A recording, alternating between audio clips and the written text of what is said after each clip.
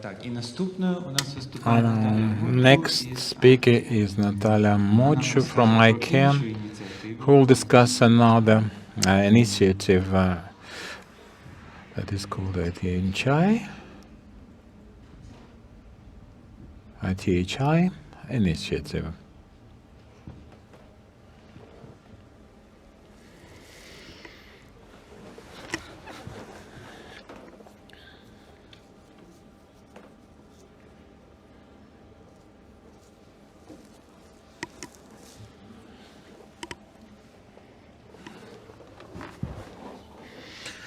All right.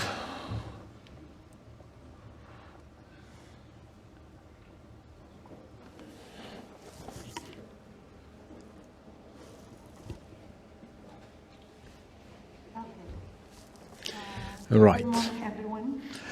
Я вас всіх вітаю. Мені потрібно було час на те, щоб це все встановити. Я не буду багато тут рухатися. Я рада виступати перед вами від ICANN і дати вам короткий огляд того, що ми маємо в ICANN нового. І я мала виступати з приводу проєкту ITHI. Це проєкт чи ініціатива. Після того, як я поговорила з декількома учасниками вчора і позавчора, я трошечки оновила свій виступ, додала деяку інформацію щодо деяких учасників ICANN, і також як працювати з ICANN і майбутні заходи, що вас може зацікавитись. Мене звати Наталя, я працюю менеджером глобальних причетних сторін Східна Європа і Середня Азія, Україна, одна з країн нашого регіону. Я рада до вас завітати. І я вже казала, що виступатиму коротше, але я розкажу, де тут є ISP. Ініціатива з приводу ICANN.org, що означає технологічні ITHI, це показчик медичних технологій. Ми шукаємо за партнерами для того, щоб цей проєкт поширювати. І також далі спільна праця з ICANN. Наша система – це не то орг і не рада, борд, що ухвалює політику, але здебільша спільнота, громада, що розвиває наші пропозиції щодо політики, окремі особи, некомерційні організації, технічні організації, галузі, компанії, уряди, і всі вони складають оцю велику спільноту у цій тріаді найважливішої частини і вершину. І ми можемо далі рухатися. Ця громада розробляє консультації, порадник, проводить огляд, робить пропозиції щодо політики, обговорює досвід, пов'язаний із реалізацією розв'язків для членів спільноти. Як ви можете бачити, основа нашого ICANN – це спільнота, і ви її частина. Ми маємо організації підтримки і також дорадчі комітети. Не говоритиму за дорадчі комітети, може деякі з вас зацікавляться серед раут-серверів, але також важливіше все ж таки поговорити за організації підтримки. Для деяких із країн організації підтримки вибудовують політику, дорадчі комітети дають setting up the policies itself. So for the supporting organizations, I think you might be aware of the ASO, the address supporting organization, which is basically represented by the 5 RIRs, and RIPE NCC is one of the regional RIRs that serves this region, Europe and the broader region. We also have CCNSO that gathers CCNSO managers also to share the experience and kind of a platform for their interaction. We do not set policies for CCNSO managers' operations, but it's merely a cooperative effort for them to work together. And the largest constituency, the largest supporting organization is GNSO, which is here, well, the 5 RIRs, the country codes, and the GNSO, which is the generic name supporting organization. And you see that it's made of multiple constituencies representing their interests and promoting their interest in the policy development process. And I would pay your attention to the one that is least known, although it's functioning from 2009 or even earlier. That is the Internet Service Providers and Connectivity Providers constituency under the Commercial Stakeholders Group within the structure of GNSO. So there is a constituency, there is a group of ISP providers who have their place in the GNSO system. They conduct their meetings either online or meet in person during ICANN meetings. And what ISP CP constituency is doing, it participates in the ICANN work to ensure that policy development guarantees and enhances the operational stability of the internet, and also they promote the needs and interests of ISP and connectivity providers within the policy development process, and also makes sure to balance the interests of ISP providers with the public interest. So we would like you to take a closer look at this constituency, and if you find it interesting, even to join this constituency. From our region, from Eastern Europe, Central Asia, we have only 2 organizations, members of ISP-CP constituency. That is one from Russia, Curator Labs, and one from Georgia, that is the Association of Telecom Operators.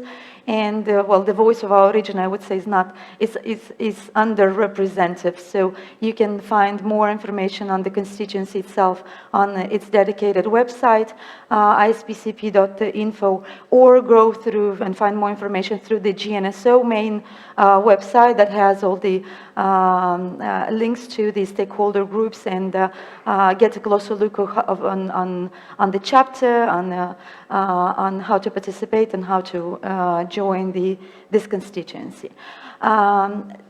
So, well, not to leave aside the advisory committees that I've mentioned that you might find interesting, the RSSAC, which represents root server operators, and the SSAC, which is a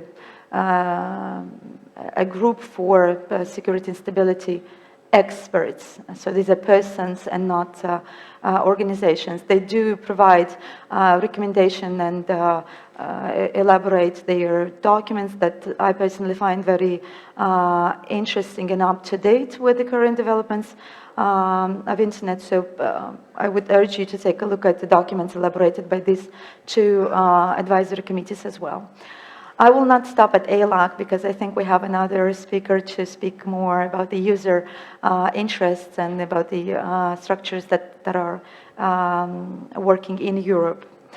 So to move on to the Identify Technologies Health Indicator project, I won't go into deep detail into the technical structuring of this project because it's the responsibility of my colleagues from Octo team. But I would like to give you an overview of the project and to give you relative links on where you can find more information, and lead you to another meetings where we'll have Octo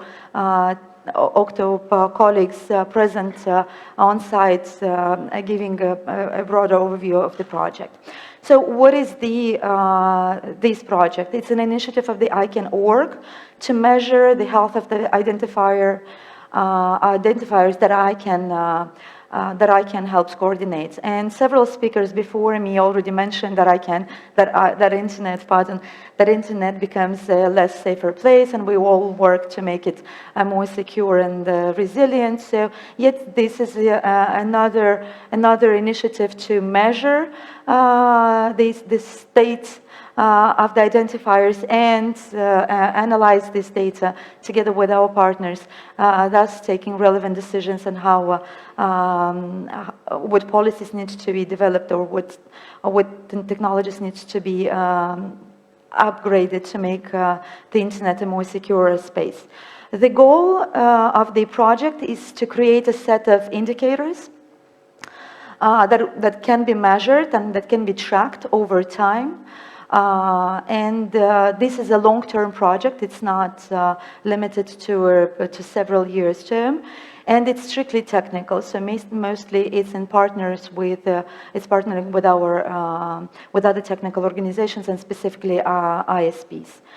So we are looking for partners around the world that operate DNS recursive resolvers, serving large numbers of clients.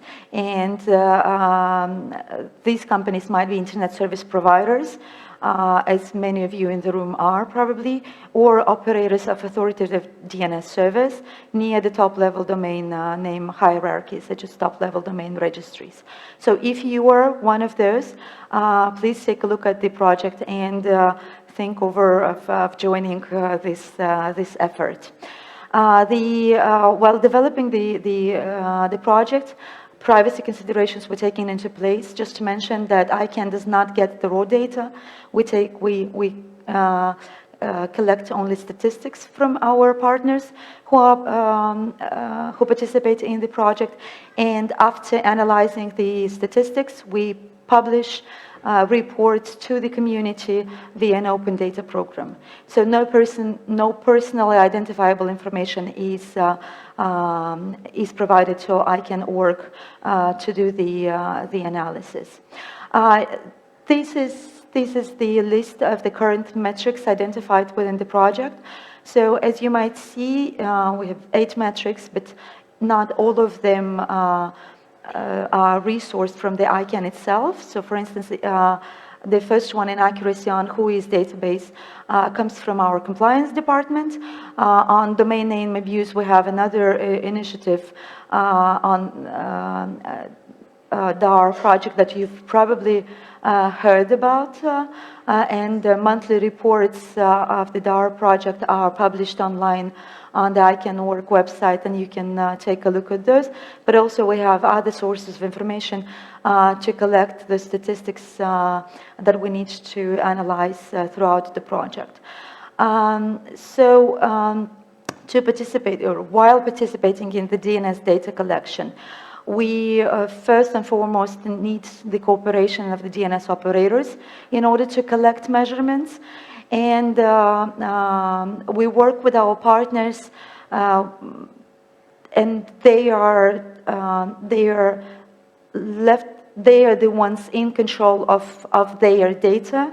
As I mentioned before, we do not collect the raw data. They run the tools on their machines. They upload the data themselves. We provide, ICANN.org provides insurance about tool quality and privacy, and also provide local views to the statistics.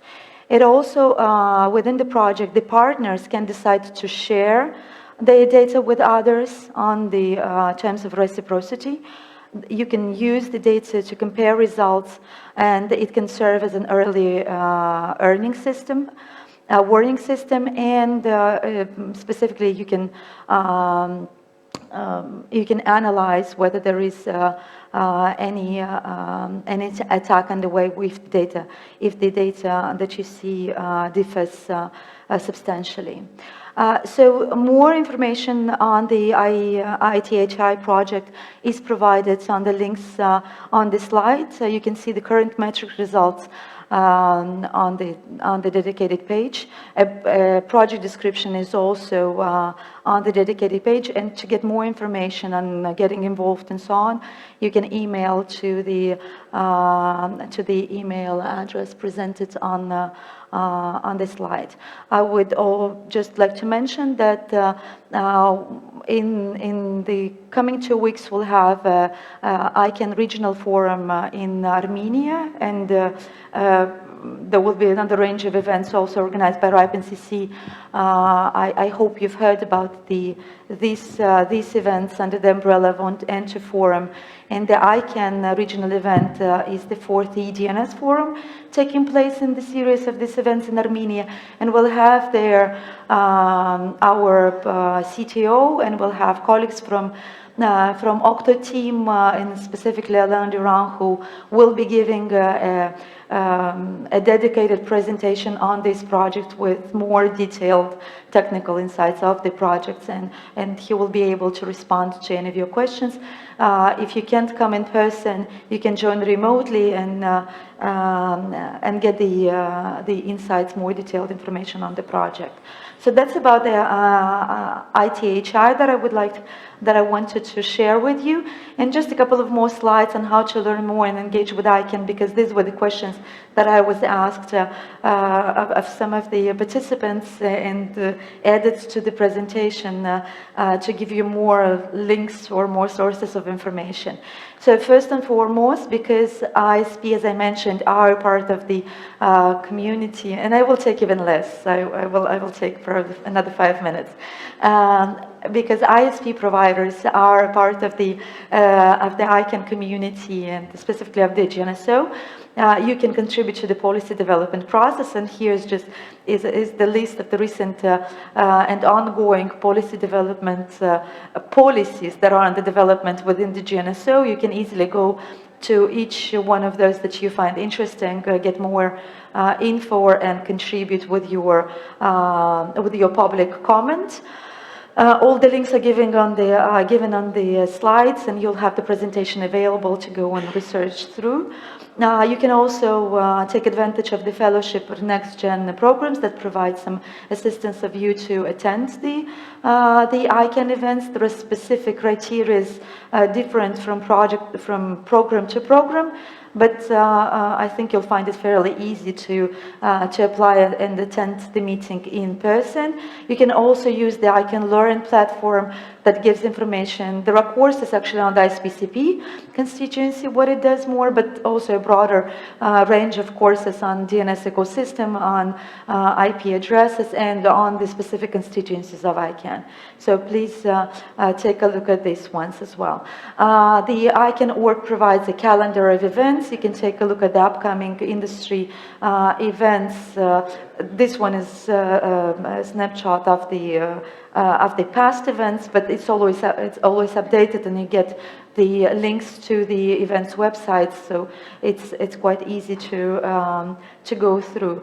In the upcoming meetings that we are looking for and are working on preparing for those, the closest one is the ICANN 66 annual general meeting that will be in the early November in Montreal. Some of you might attend this meeting. Then we have already the place and dates of the next 3 meetings during 2020. I was also asked how to join remotely the meetings itself. So basically now the website is under construction, so I can show you on site how to get to the remote participation. But basically, if you go to the ICANN meeting website, you go to the schedule, and you can build your own personalized meeting schedule, and each meeting sub-site has a short information and has relevant resources like presentations or information, and also link to the remote participation. Now, as you might know, we've moved to Zoom for our remote participation, and that's, well, for now it makes it much easier, and personally using it, it's a much better user experience rather than the previous tools that we've used. Sorry, we already went through this.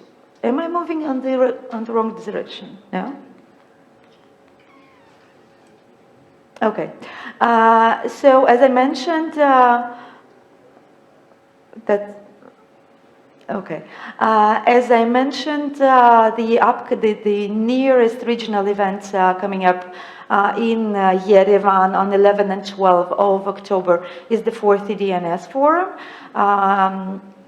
So the program of the forum will include sessions on technical overview, on policy overview, on registrants and the registrars' issues and challenges. Also, we'll discuss cooperation efforts between CCNSO, CCTLDs, and ICANN, and we'll cover universal acceptance issue, which is one of the important in frames of the ICANN strategic plan, and and one of the most important, probably most interesting sessions will be on ICANN ecosystem security. As I mentioned, we'll have the presentations by our OCTO team on the R project, on ITHI project, and some case studies from our local partners on preventative measures and cyber hygiene efforts that are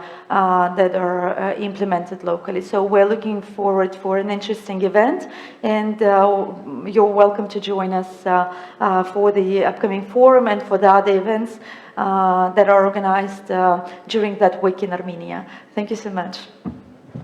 Thank you, Natalia. Чи є якісь запитання? Запитання? Are there any questions? No questions that I can see.